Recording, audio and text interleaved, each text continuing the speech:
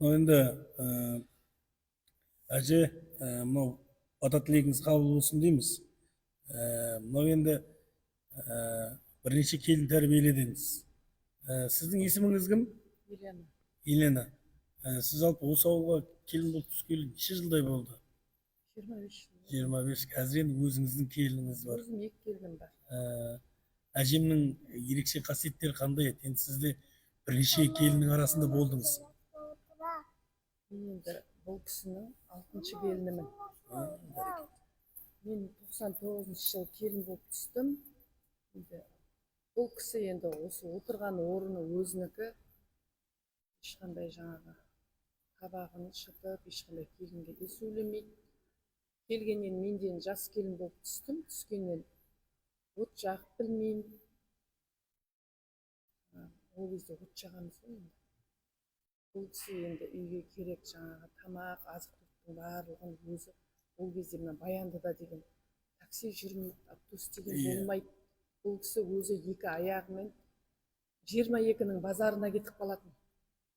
Сол жерден біз енді балдар ұйқыдан тұрып, шай ішеміз деп жатқанда бұл кісі әбетке жетпей 2 сумкамен 2 сумкасы бар. Ол кезде ана арғадай іске, бергадай деп жолға шығып келеді. Сол кезде жолға шығып келеді бұл кісі.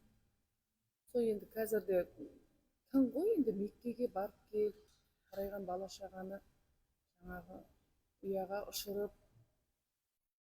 қарайған немере шөберені тәрбиелеп отырған кісі. Енді алтын құрсақты анам деп айтып жатыр ғой. Әртүрлі марапаттары бар. Енді бұл кісінің өзін енді мақтай беретін болсақ, мақтарға тұрарлықтай кісі. Енді облыс әкімінің медалы да бар. Көпбалалы ана қалған ма? Көпбалалы ана. Көпбалалы ана. Сізге жалпы келін болып келген кезде ең алғаш мынау болады ғой. Менің өзімнің қайын сіңлілерім болған жоқ қой енді. Осы кісіден басқа қасымда адам болған жоқ. Бір қайыным болды енді. Екеуміз кішкене енді ол 78 жылғы, мен 77 жылғы, екеуміз тете болдық та кішкене екеуміз ойнап бір-бірімізбен жаңа істейтін едік. Қалжыңдасып жүретін едік. Қазір енді өзімнің мынау үлкен келінім бұйырса 7-ші курс Ақтөбеден бітіріп келіп отыр. Диплом алайын деп отыр, болашақ дәрігер. Екінші келінім Есентікте студент. Немерем бар. Осы кісінің жасын берсе екен, осы кісінің жолын берсе екен дейміз. Білмеген ең үлкен үйренген нәрсеңіз бар ма осы кісіден? Бұл кісіден менің ең өмірде бір өзіме жаңағы түйсігіме түйгенім, осы кісі сияқты сабырлы болсам, менің жасымда осы кісінің жасына жететін шығар деп қойдым. Бұл кісі 86-та енді. Ұзақ өмір сүрудің бір сыры дейсіз ғой. Бір сыры сол екен, соны білдім. Бұл кісі сосын ешқандай жаңағы әңгіме, ондай ештеңе айтпайды. Қазір тың енді, өзіңіз көріп отырсыз ғой жаңа енді. 86 жаста болса да, ұшы қүйырып, мына дүнияның барлығын өз қолымен оюды да, барлығын өз жасаған. Әлі күнге дейін құрақ көрпе құрайды. Жаңағы жүн нәски тоқиды дейтін, қазір 2-нің бірі оны ұстамайды ғой енді, қазір енді малдың не екенін білмейді да. Сосын бұл кісі енді бизнеспен айналысып отыр, былай қарағанда жүн нәски тоқып, оны тек Баяндының іші емес, былай басқа жақтардан да келіп алып отыр ғой. Ол да бір бизнес енді. Халыққа пайдасын тигізіп отыр деп ойлаймын. Бәрекелді. Мынау енді айтып жатырмыз ғой, үлкен осы отбасы болу үшін жаңа әжемнің өзі айтқан үлкен сабырлық керек. Осы өскелең ұрпақ бұрынғымен қазіргіні салыстыратын болсақ, енді аспан мен жердей, өзіңіз де айтып отырсыз, от жағатын едік деген сияқты. Бізде самаурын, жаңа әжем айтып отыр, биыл кішкене сәл денсаулығыма байланысты биыл ағаш үйді құра алмадым деп. Бірақ дегенмен де осы естелік мен видеолардан көрдім. Бұл кісінің киіз үйі керемет, шынында да өз қолыменен енді байқадым. Оның ішінде енді келіндер сіздерде жан жақтан көмектесіп, жаңағы киіз үй тұрғызып жатырғанда шаңырақты балдардың ұстап жүргенін әр видеодан көрдім. Мынау енді сол киіз үй бұрыннан мирас болып қалған киіз үй ма әже сізге? Осы кішкентай күнімізде баяғыда осы ағаш үймен өмір сүрдік қой енді. Иә. Сол уақыттарда да атыраудан әкелген үйлеріміз болды.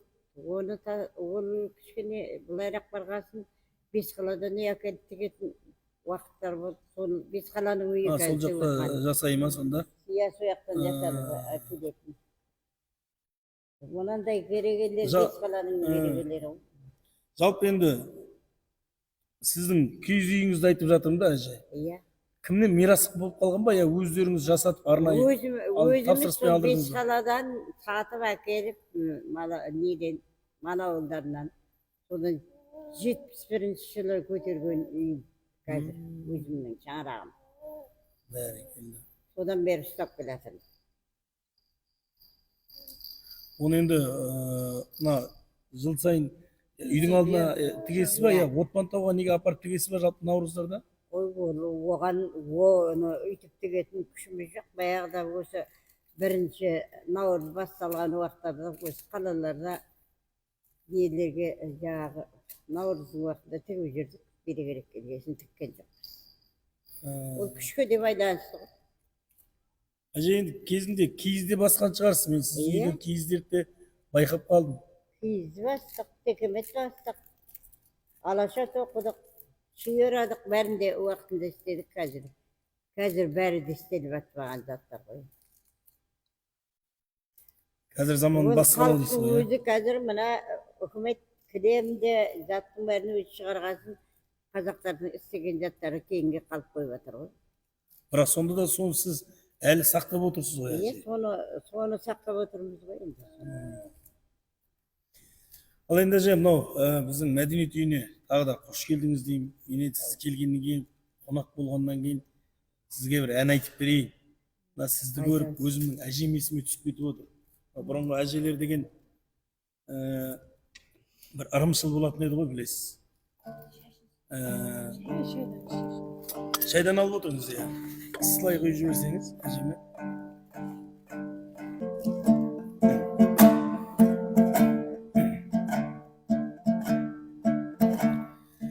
Ақ шашты көрдім апам самайыңнан, айқадым терең әжем маңдайыңнан, шәудіреп жас балаша жаутаңдайсың, сезілет шаршағаның апал жанарыңнан. Жәудіреп жас балаша жаутаңдайсың, сезілет шаршағаның апал жанарыңнан. Бар мекен бір өзіңдей аяулана, сонда да түсінбейді кейбір бала. Дұшпандар десе десін сыртымыздан, жеткізген осы күнге апау сенің арқаң. Дұшпандар десе десін сыртымыздан, жеткізген осы күнге апау сенің арқаң. Бар мекен бір өзіңдей мейірімділген, астыға алақаның тілімділген. Анашым әлі күнге көз алдымда, бейнетің біздер үшін апау өзің көрген. Анашым әлі күнге көз алдымда, бейнетің біздер үшін апау өзің көрген. Апау өзің көрген. сол айтқан мына апа айтып жатырмыз ғой енді бүгін мәдениет үйінде қонақтасыз. Апа сізден алар үлгіміз көп. Ал енді сіз сияқты ұлы армандаймын деп жаңа ғана келіндеріңіз айтып жатыр ғой. Осы үлгі тұранасыз. Ел халықтың ішінде мен сізді көп таниды да білем. Бүгін енді осы өскелең ұрпақ көрсін деп арнайы жастар жағын көрермен қылып алдырған болатын. Мынау енді отбасы құндылығы туралы сөз қозғап жатырмыз ғой. Бір сыры үлкен сабырлық және үлкен кемеңгерлік және бір сөзіңізді айтып жатырсыз, адамның кеудесі кең болу керек деп. Солай емес пе? Мынау енді ұл қызды тәрбиелеп, әрқайсының өзінің орнына қондырып жатырсыз. Қазіргі енді сізден сұрайтыным, осы балалардың енді көбі балабақшада, енді мектеп жасындағы балалар да бар. Мен енді сіздің үйіңізді білгеннен кейін айтып жатырмын ғой. Жалпы қазір балдар ертегі тыңдай ма әже? Ертегі бір бесікке бөліп бесік жырын айту. Сіздің отбасыңызда әлі бар шығар, иә? Жалпы балаға деген тәрбиелік жағынан көп септігін тигізеді дейді ғой енді үлкен кісілер. Ертегі айтасыз ба немерелеріңізге әлі? Сол ертекті тыңдайтын бала жоқ. Қазір телефоны бар дейсіз ғой балдар. Иә. Мына жастар өздері қатарында айтпаса, кемпірлердің айтқанын тыңдайтын бала жоқ. Ертек. Ол баяғыдағы заттың өзі модадан қалған. Бірақ енді сол әңгіменің дәмін келтіріп немересін қасына құшақтап отыратын әжелер де енді бар ғой әже. Сізді өткенде байқап қалдым, сіз ұрыс қиырып отырсыз. Қасыңызда немереңіз. Бірдеңе айтып отырдыңыз соған қарағанда. Енді үйдегі балаға бірдеңе айтасың енді басқа. Осы үлкендерден ертек тыңдайын дейтін адам жоқ осы. Қазіргі балдар кішкене телефон болғасын жетіліп кеткен дейсіз ғой, иә? Осының қолындағы балдар сотқа ұстайды шынымен де. Жоқ, өткенде сотқа көрген жоқпын мен әжем қасында. Отырды, әжем отыр, нәскиін тоқып. Бірдеңе айтып отыр, мен алыстан байқадым. Үлкен кісі әңгімесін айтып отырады ғой. Қазіргі балдар мен баяғы балдардың айырмашылығы осы дейсіз ғой, иә? Баяғы балдар кітап оқитын еді.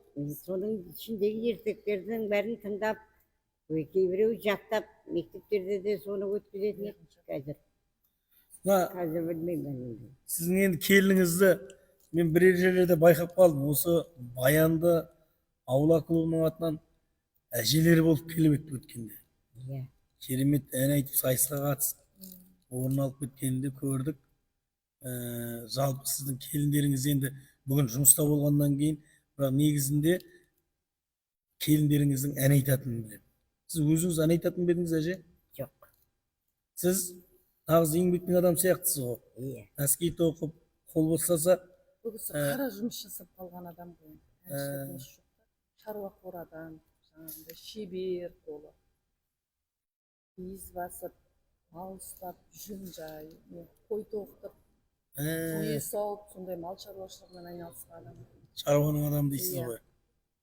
Бәрекелді. Ол кезде солай ғой, қазір ән айтып жүрген біздер енді енемнің келіндері ғой. Барлығы да құр емес. Иә, өнерлі отбасы екендеріңізді білем. Әже, енді сізге мен бір өтінішім. Осы өскелең ұрпаққа жақсы бір өсиетіңізді айтсаңыз, осыменен осы әңгімені жайлап тоқтатайық, е? Кәнекей. Ұрпаққа жақсы, өнегелі осы отбасы құндылығын сақтауда, отбасының берекесі қалай келетінін жаңа айтып жатырсыз ғой. Ұрпаққа бір өсиет айтып берсеңіз, біз сізді тыңдайық. Көрген білгеніңіз көп қой, әже. Қажылыққа барып келдіңіз, е? Қажылыққа үлкен келін баламмен бірге барып келдім. Ол 80 жасымда. Одан бері де 5-6 жыл өтіп кетті. Onu menен de